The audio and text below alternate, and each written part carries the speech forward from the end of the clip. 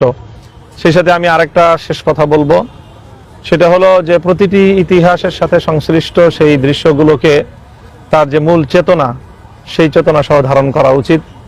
আমরা সেই ফ্যাসিবাদ বিরোধী সময় একটা গুরুত্বপূর্ণ আন্দোলন এবং সংগ্রামের মধ্যে ছিলাম, সেটা হলো ভাস্কর্য বিরোধী আন্দোলন। আমাদের স্পষ্ট বক্তব্য ছিল যে রাষ্ট্রীয় স্থাপনাগুলোতে কোনোভাবেই একটি মুসলিম সংস্কৃতির বিরুদ্ধে এইভাবে মানুষের ভাস্কর্য মূর্তি তৈরি করাটা ইসলাম ধর্মের এবং মুসলিম জাতির যে ঐতিহ্য, তাদের যে সংস্কৃতি, সেটার সাথে মানানসই না। সেই জায়গাটা থেকে শাপলার যে শহীদ, আমরা তাদের মুখাবয়বকে বাদ দিয়ে অবশিষ্ট যেই দৃশ্যগুলো, সেগুলোকে চিত্রিত করার জন্য পরামর্শ দিব। সেখানে খুব বেশি পরিবর্তনের প্রয়োজন হবে না। ইসলামে প্রাণীর যে মুখাবয়ব, সেটাকেই মূলত নিষিদ্ধ করা হয়েছে।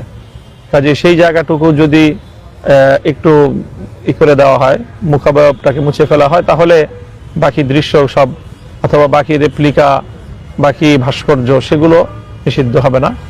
ভাস্কর্য সেটা প্রাণীর মুখাবয়বটুকু শুধুমাত্র ইসলাম ধর্মের দৃষ্টিতে এটার উপরে আপত্তির জায়গা রয়েছে।